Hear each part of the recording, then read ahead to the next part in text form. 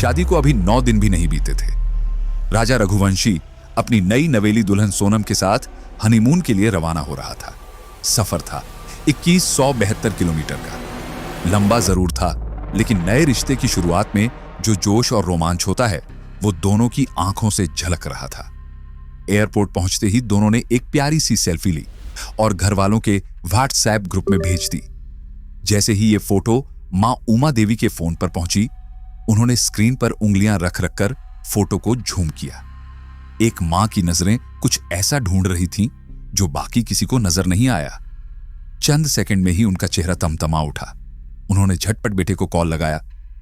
राजा, तुझसे कितनी बार कहा था ना, वो सोने की चैन मत पहनना, 2.5-3 लाख की है वो। हनीमून पर जा रहा है या कोई फैशन शो में?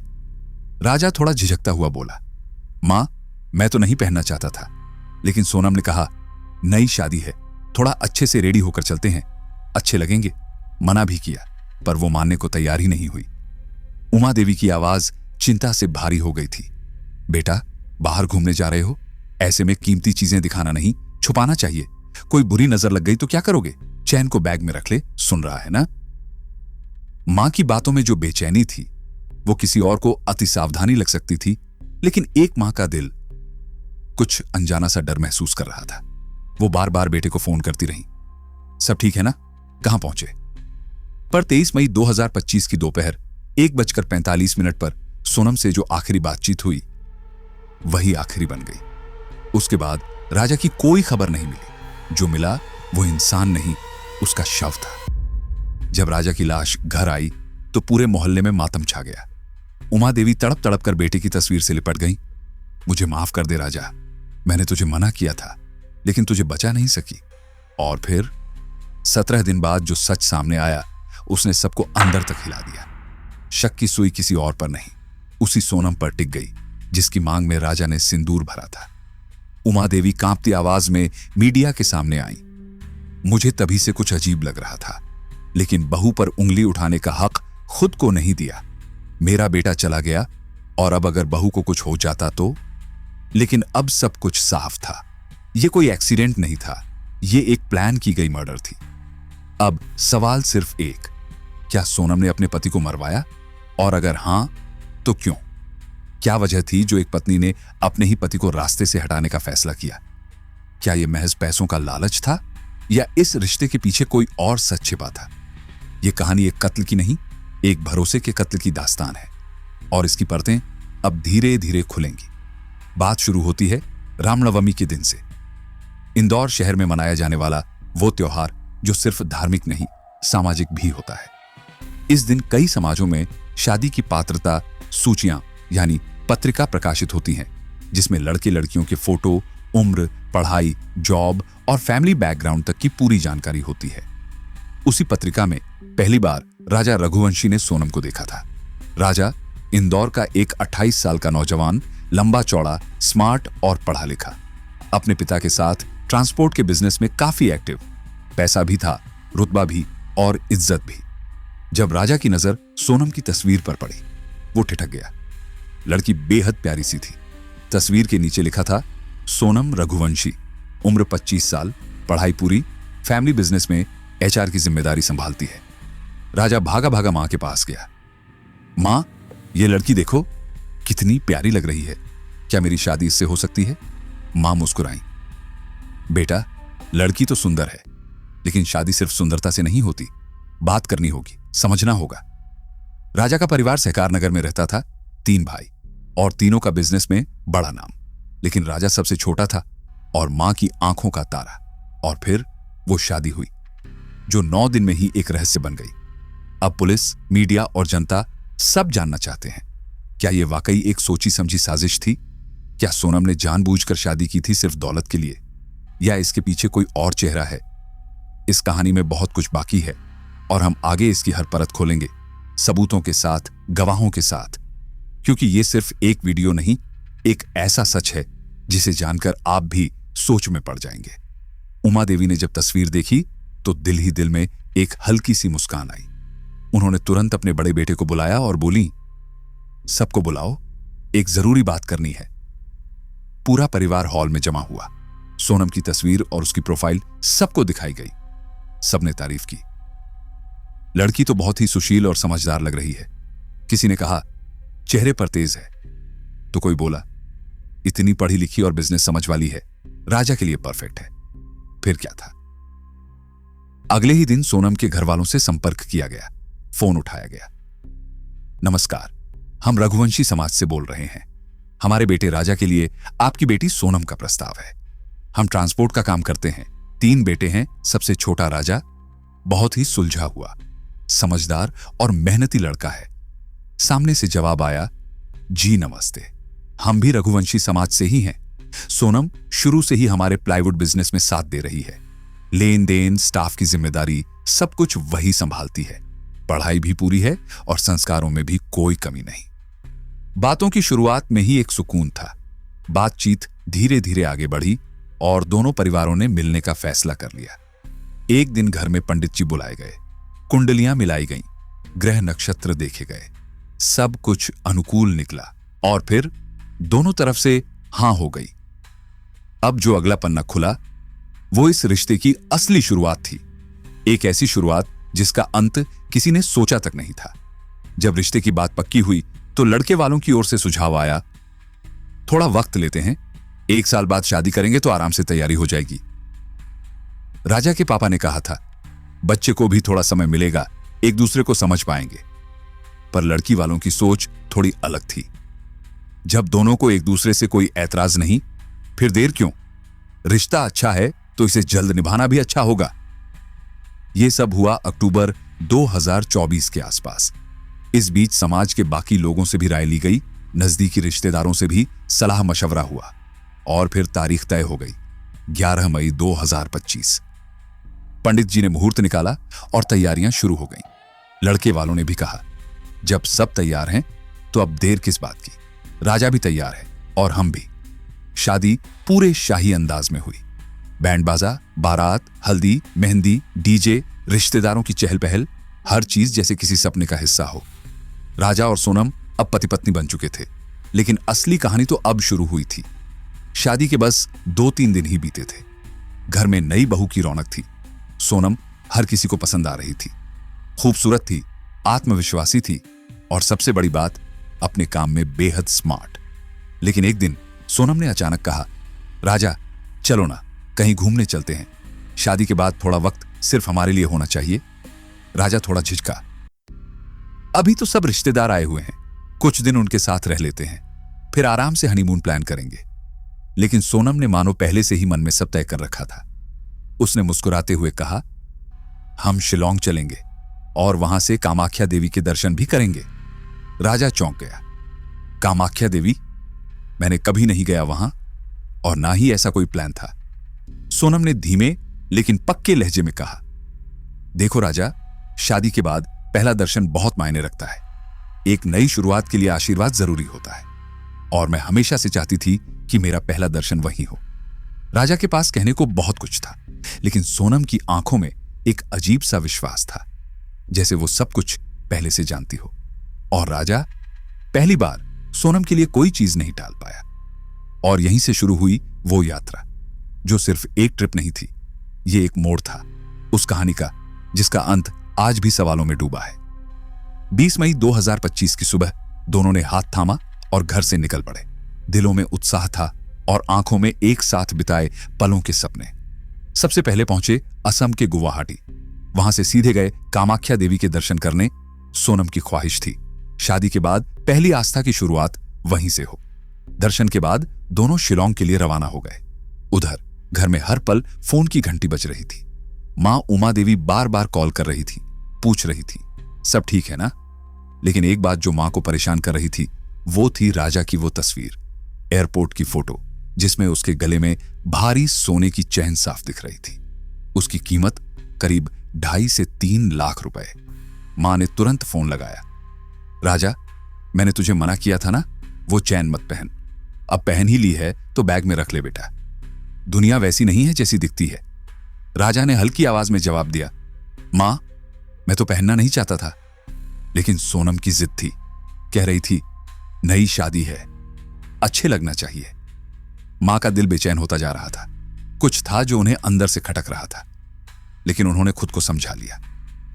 23 मई 2025 दोपहर 1:45 ये वो समय था जब उमा देवी की आखिरी बार सोनम से बात हुई।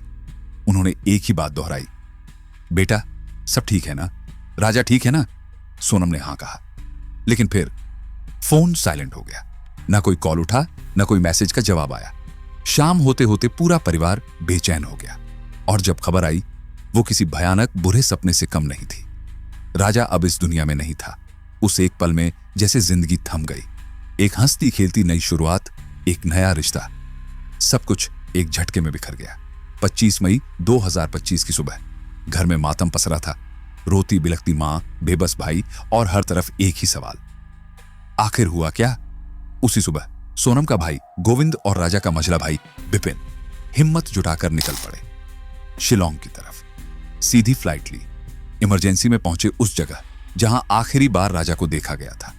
उम्मीद थी कि वहां की लोकल पुलिस कुछ करेगी, रास्ता दिखाएगी, लेकिन जवाब सुनकर जैसे पैरों तले जमीन खिसक गई। हमें केस दर्ज नहीं करना है, आप अपने राज्य में FIR दर्ज कराइए। मेघालय पुलिस का यही जवाब था। काश उस वक्त थोड़ी भी मदद मिल जाती तो शायद कहानी कुछ और होती। अब उम्मीद सिर्फ एक थी, सोशल मीडिया और इंसाफ की आवाज। बिपिन और गोविंद ने लोकल सोशल ग्रुप्स, एक्टिविस्ट्स और खासकर योर्स संस्था से संपर्क किया। धीरे धीरे मामला उठने लगा। एक लापता पति की तलाश अब एक सोशल क्राइसिस बन चुकी थी। कुछ ही दिन में यह मुद्दा मध्य प्रदेश के मुख्यमंत्री तक पहुंचा और फिर सीधे भारत सरकार के गृह मंत्री श्री अमित शाह तक। अब यह सिर्फ राजा की कहानी नहीं थी, अब यह एक सवाल था, क्या इस देश में घूमने निकले एक नवविवाहित को सुरक्षा नहीं मिलती? देश की राजधानी में बैठकर गृह मंत्री श्री अमित शाह ने खुद फोन उठाया और मेघालय के मुख्यमंत्री से दो टूक कहा, आपके राज्य में एक नवविवाहित युवक संदिग्ध हालात में लापता है, तत्काल कार्रवाई कीजिए। उधर मीडिया भी जाग चुका था। अब हर चैनल की हेडलाइन थी, शादी के 3 दिन बाद पति गायब, मर्डर या मिस्ट्री। 23 मई 2025 को राजा लापता हुआ था और 2 जून 2025 मेघालय के पूर्वी खासी हिल्स जिले में स्थित सोहरा थाना क्षेत्र के अंतर्गत एक दुर्गम और खतरनाक जगह बोईसा डोंग से एक खबर आती है। खाई बहुत गहरी थी और वहीं एक शव पड़ा मिला था। शव की हालत इतनी खराब थी कि पहचानना नामुमकिन लग रहा था। लेकिन तभी एक छोटा सा टैटू, राजा, सब कुछ कह गया।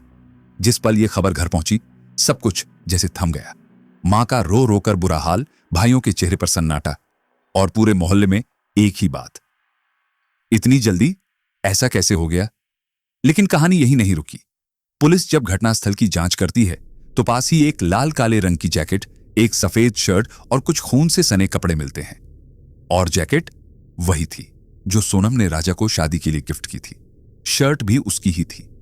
अब सवाल बड़ा था, अगर राजा अकेला गया था तो ये कपड़े वहां कैसे पहुंचे और इन पर खून क्यों है? हर तरफ अटकलें चलने लगी। किसी ने कहा, हो सकता है ये किडनैपिंग हो, कहीं उसे बॉर्डर पार ले जाने की कोशिश तो नहीं हुई। तो किसी ने फुसफुसाकर बोला, यह पूरा मर्डर प्लान लग रहा है और शायद इसमें कोई अपना ही शामिल हो।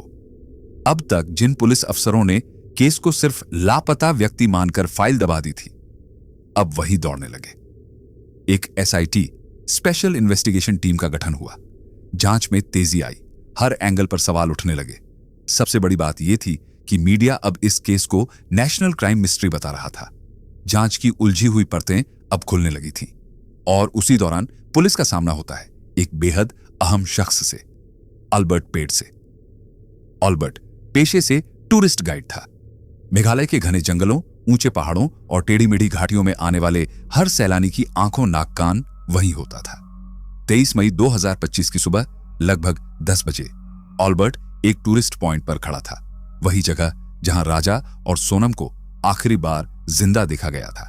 अल्बर्ट ने पुलिस को बताया, साहब, एक नवविवाहित जोड़ा आया था, बहुत सुंदर लग रहे थे, लेकिन अजीब बात यह थी कि उनके आसपास 3 अनजान युवक लगातार मंडरा रहे थे। उसने आगे बताया, मैंने सोचा शायद उन्हें मेरी मदद चाहिए हो, तो मैं जाकर बोला, सर, मैं लोकल गाइड हूं, कुछ चाहिए हो तो बताइए। राजा ने एक नजर घुमाई और हल्के से चौंकते हुए कहा, ना नहीं, हमें किसी की जरूरत नहीं है, और फिर बिना देखे ही आगे बढ़ गए। अल्बर्ट के मुताबिक राजा की आवाज में घबराहट थी और चेहरे पर तनाव, लेकिन उस वक्त यह बस एक आम घटना लगी। कुछ देर बाद उसी जगह पर आता है दूसरा लोकल गाइड वानजाई, वही गाइड जिससे बाद में सोनम और राजा ने टूरिस्ट पैकेज बुक किया था। वानजाई उन्हें लेकर एक ट्रेल की ओर निकल जाता है, उसी रास्ते की तरफ जहां बाद में सिर्फ सोनम वापस आती है। अब तक यह सब एक रूटीन ट्रैवल प्लान जैसा लग रहा था, लेकिन जब राजा की लाश बरामद होती है और अल्बर्ट का बयान सामने आता है तो सारा मामला उलझ जाता है। 3 अजनबी युवक, एक घबराया हुआ पति और लौटकर अकेली आई पत्नी। पुलिस अब हर उस एंगल की जांच कर रही थी जो अब तक नजरअंदाज हो रहा था। अब बारी थी सीसीटीवी फुटेज की। हर hotel, dhaba, airport, road crossing, जहां जहां यह कपल गया था, पुलिस ने एक एक कैमरा खंगालना शुरू किया और फिर सामने आता है एक फुटेज, 4 मिनट 53 सेकंड का एक वीडियो क्लिप, जिसने पूरे केस की दिशा बदल दी। उस सीसीटीवी फुटेज ने सबकी आंखें खोल दी थी। वीडियो में वही महिला दिखती है, लाल और काली जैकेट में, कंधे पर बैग टंगा है, हाथ में फोन है और चेहरे पर गजब की उतावली। वो तेज तेज किसी से बात कर रही है और हर 2 सेकंड में पीछे मुड़कर देख रही है। उसके पास खड़ी है एक लाल रंग की अल्टो कार। कार के अंदर एक युवक बैठा है और दूसरा बाहर खड़ा है। उसकी नजरें कहीं और नहीं, सीधे उसी कपल पर टिकी हैं जो अभी अभी वहां से गुजरा था। शायद कोई और होता तो इसे एक मामूली दृश्य समझकर आगे बढ़ जाता, लेकिन पुलिस अब हर फ्रेम, हर चेहरा और हर इशारे को जोड़ने में जुट चुकी थी। अब शुरू हुई टेक्निकल इन्वेस्टिगेशन। सबसे पहले मेघालय में पिछले कुछ दिनों में बाहर से आए मोबाइल नंबरों की पूरी लिस्ट निकाली गई। लाखों कॉल रिकॉर्ड्स खंगाले गए, हर टावर, हर लोकेशन का डेटा मिलाया गया और फिर कुछ नंबर ऐसे मिले जो इस पूरे केस की नब्ज बन गए। इन्हीं कॉल डिटेल्स से पुलिस को पहली बार यकीन हुआ यह कोई सिंपल ट्रैवल ट्रिप नहीं था, यह एक प्लान की गई साजिश थी। अब पुलिस को चाहिए थी वो लाल अल्टो, उसका ड्राइवर और वो 3 अनजान चेहरे जो अब किसी फिल्म के एक्स्ट्रा नहीं, असली विलेन बनते जा रहे थे। शुरुआत होती है उत्तर प्रदेश के ललितपुर जिले के एक छोटे से गांव दिग्ववार से। वहीं का एक युवक कुछ दिनों से पुलिस के रडार पर था। उसके मूवमेंट्स, उसका व्यवहार कुछ ठीक नहीं था, और जब मेघालय पुलिस टेक्निकल सर्विलांस के जरिए संदिग्ध नंबरों की तह तक गई तो उसी युवक का एक नंबर सामने आया। अब यहां जुड़ता है एक और नाम, राज कुशवाहा। इंदौर का रहने वाला राज नंदबाग इलाके की एक प्लाईवुड कंपनी में काम करता था और पुलिस को जो सीडीआर यानी कॉल डिटेल रिपोर्ट मिली उसने पूरी कहानी को पलट कर रख दिया। संदिग्ध युवक लगातार बात कर रहा था राज कुशवाहा से, और राज के नंबर से विशाल चौहान नाम के युवक से भी रेगुलर बात हो रही थी। तीनों एक दूसरे से जुड़े हुए थे। तीनों की लोकेशन घटनास्थल के आसपास, और तब जाकर पुलिस ने धागों को जोड़ना शुरू किया और फिर खुला एक राज जो सबको झकझोर गया। राज कुशवाहा वही लड़का जो प्लाईवुड की दुकान में काम करता था, उसी दुकान में काम करती थी सोनम रघुवंशी। राज और सोनम एक दूसरे के बेहद करीब थे। वादे किए गए थे जो भी हो जाए साथ नहीं छोड़ेंगे, लेकिन किस्मत ने करवट ली। सोनम की शादी तय हो गई। इंदौर की एक पत्रिका में नाम छपा, तस्वीर छपी और रिश्ता जुड़ गया राजा रघुवंशी से। शायद सोनम ने हाँ तो कह दी, पर मन से कभी तैयार नहीं हुई, और तब शुरू हुई साजिश। शादी को चंद दिन ही बीते थे जब सोनम ने शिलोंग घूमने का प्लान बना लिया। देखने में सब कुछ नॉर्मल लग रहा था, एक न्यूली मैरिड कपल की ट्रिप, लेकिन मीडिया रिपोर्ट्स कुछ और ही इशारा कर रही थी। यह ट्रिप अचानक नहीं थी, पहले से सोची समझी योजना थी। क्यों? क्योंकि शिलोंग के कुछ हिस्सों में पहले भी कपल्स गायब हो चुके थे, लेकिन न कभी एफआईआर दर्ज हुई, न कोई बड़ी रिपोर्टिंग। सोनम जानती थी अगर कुछ असामान्य होगा तो यह जगह सबसे मुफीद रहेगी, लेकिन कहानी वैसी नहीं चली जैसी स्क्रिप्ट में लिखी गई थी। अब यह केस सिर्फ एक मिसिंग पर्सन की फाइल नहीं था, यह बन चुका था नेशनल प्रायोरिटी केस। पुलिस अब इसे अंजाम तक पहुंचाने की कसम खा चुकी थी। और फिर 8 और 9 जून 2025 की रात मेघालय पुलिस और इंदौर पुलिस ने मिलकर एक बड़ा कंबाइंड ऑपरेशन चलाया। पहला नाम आकाश लोधी, पकड़ा गया ललितपुर से। दूसरा राज कुशवाहा, वही युवक जो सोनम के साथ प्लाईवुड शॉप में काम करता था। तीसरा विशाल चौहान इंदौर से ही हिरासत में लिया गया और चौथा आनंद कुर्मी सागर से अरेस्ट हुआ। चारों को पकड़ लिया गया। लेकिन अब सवाल यह नहीं था कि किसने मारा, अब सवाल था क्यों मारा गया और किसके कहने पर। इधर पुलिस, मीडिया और राजा का परिवार मेघालय की पहाड़ियों में सोनम की तलाश कर रहा था और उधर वो लड़की सैकड़ों किलोमीटर दूर पहुंच चुकी थी। दिन था 8 जून 2025। गाजीपुर जिले में गोरखपुर बनारस हाईवे पर एक छोटा सा ढाबा, नाम था चाय का जायका। रात के करीब 1:30 बजे जब ढाबे में काम करने वाला लड़का छोटू एक टीन शेड के पास पहुंचा तो उसकी नजर पड़ी एक लड़की पर। लड़की की हालत विचित्र थी। काली टी शर्ट, काली पैंट, उलझे बाल, थकी आंखें, चेहरा डरा हुआ। लगता था जैसे कई रातों से नींद नहीं ली। छोटू थोड़ा सहमा, लेकिन इंसानियत ने उसे रोकने नहीं दिया। मैडम, कुछ लेंगी? पानी, खाना? लड़की ने कोई जवाब नहीं दिया, बस जमीन की तरफ देखती रही जैसे शब्द गले में अटक गए हों। छोटू भाग कर गया अपने मालिक साहिल यादव के पास। साहब, एक लड़की बैठी है, अजीब लग रही है, हालत ठीक नहीं। साहिल खुद आया, धीरे से लड़की के पास जाकर पूछा, बहन क्या हुआ, कहां जाना है? डरिए मत, बताइए। इस बार लड़की ने सिर उठाया, आंखें भीगी हुई और गला कांपता हुआ। मुझे अपने घर वालों से बात करनी है। क्या आप अपना फोन दे सकते हैं? साहिल थोड़ी देर सोचता रहा, पर इंसानियत ने फैसला कर लिया। उसने चुपचाप फोन आगे बढ़ाया। ये लीजिए, बात कर लीजिए, टेंशन मत लीजिए, आप अब सेफ हैं। लड़की ने कांपते हाथों से फोन लिया और एक नंबर डायल किया, शायद भाई का। फोन लगते ही लड़की फूट फूट कर रो पड़ी। भैया, मैं ठीक हूं, बस मुझे यहां से निकाल लो, बहुत डर लग रहा है। आवाज सुनते ही दूसरी तरफ फोन पकड़े खड़े गोविंद जैसे कुछ पल के लिए जम से गए। क्या ये सोनम है जो शिलोंग की पहाड़ियों में कहीं गुम हो गई थी? वो अब गाजीपुर में है? गोविंद की आवाज कांप रही थी।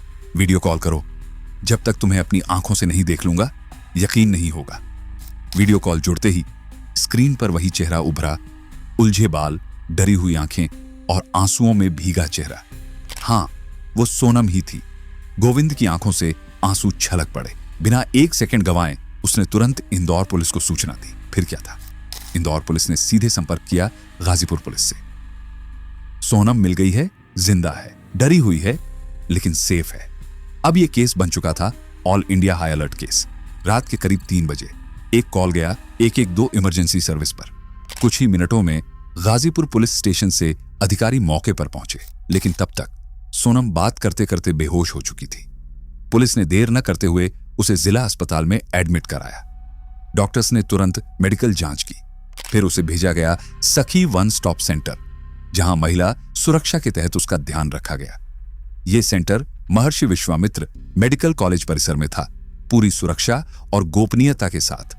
जैसे ही खबर फैली सोनम जिंदा मिल गई है, देश भर की media, social media, news channels, हर जगह हलचल मच गई।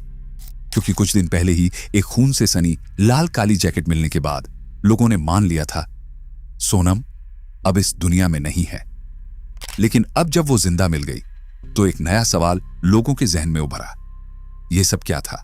क्या सोनम भागी थी या उसे भागने पर मजबूर किया गया? इसके पीछे कोई साजिश थी या प्यार की गलती? अब केस की जांच 2 भागों में बंट चुकी थी। एक तरफ थी मेघालय पुलिस, जिनके पास लोकेशन डेटा, टेक्निकल सर्विलांस और संदिग्ध कॉल रिकॉर्ड्स थे। दूसरी तरफ थी सोनम खुद, जो अब पूरी कहानी बता सकती थी। इस बीच यूपी के लॉ एंड ऑर्डर अधिकारी अमिताभ यश ने बयान दिया, हम लगातार मेघालय और इंदौर पुलिस के संपर्क में हैं। यदि वो लड़की को अपने साथ ले जाना चाहें तो यूपी पुलिस पूरा सहयोग करेगी। और फिर जांच में जो कड़ी सबसे अहम साबित हुई वो था सोनम और राज कुशवाहा के बीच का पुराना, लगातार और गहरा संपर्क। Call records, chats, location history, सब कुछ साफ साफ इशारा कर रहे थे कि यह महज एक एक्सीडेंट या मिस्टेक नहीं थी। ये एक सोची समझी साजिश थी, जिसे प्यार, धोखे और बदले के ताने बाने में बुना गया था। अब असली सवाल यह था, क्या पूरी साजिश की मास्टरमाइंड सोनम खुद थी, या फिर क्या राज कुशवाहा ने ही उसे बहकाया था?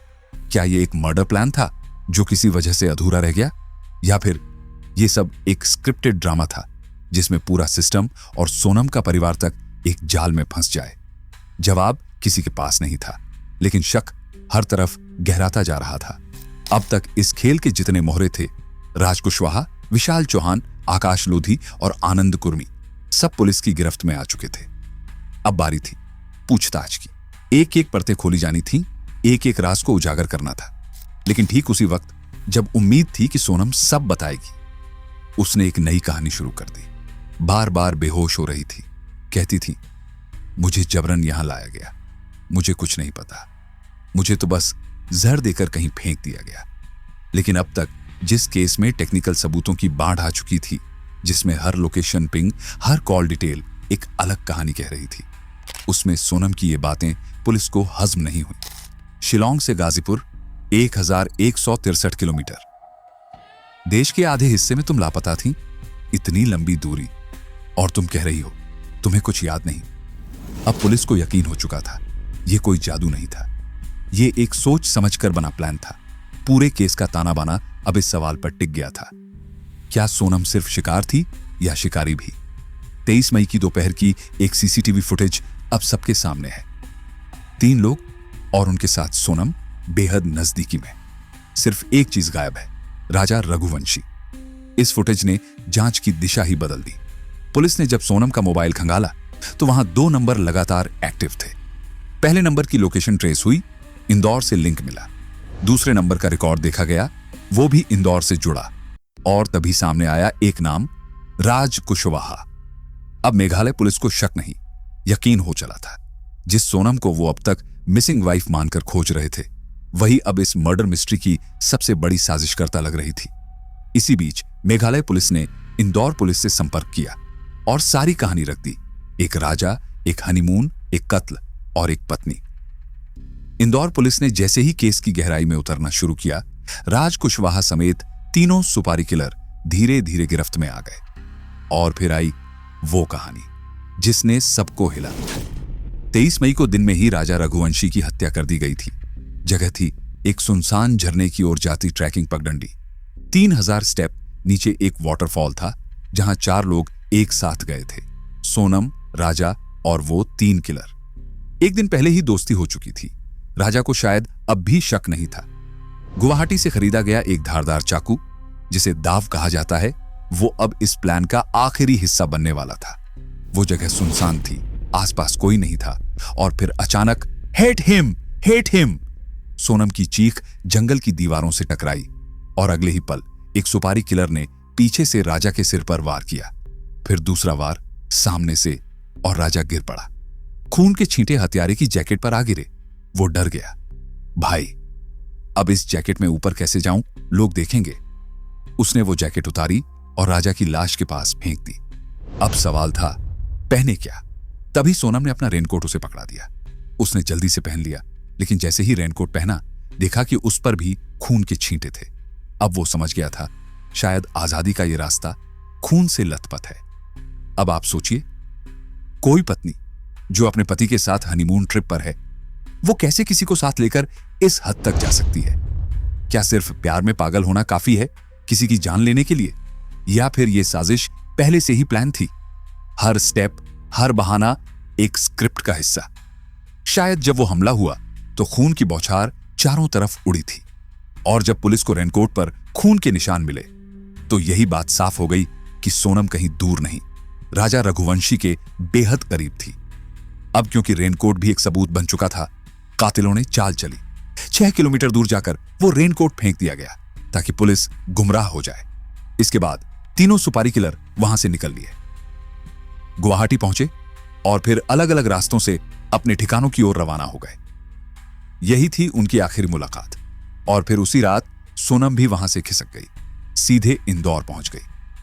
अब यहां तक की कहानी तो खौफनाक थी ही, लेकिन इन हथियारों तक पहुंचने में पुलिस को एक छोटी सी गलती ने बहुत बड़ा ब्रेक थ्रू दिया। सोनम और राजा ने हनीमून के दौरान स्कूटी किराए पर ली थी, घूमने फिरने के लिए। जब तीनों किलर पहुंचे तो उन्होंने देखा कि उस इलाके में टूरिस्ट लोग पहाड़ियों की खाइयों तक जाने के लिए स्कूटी लेते हैं। बस यही वो चूक गए।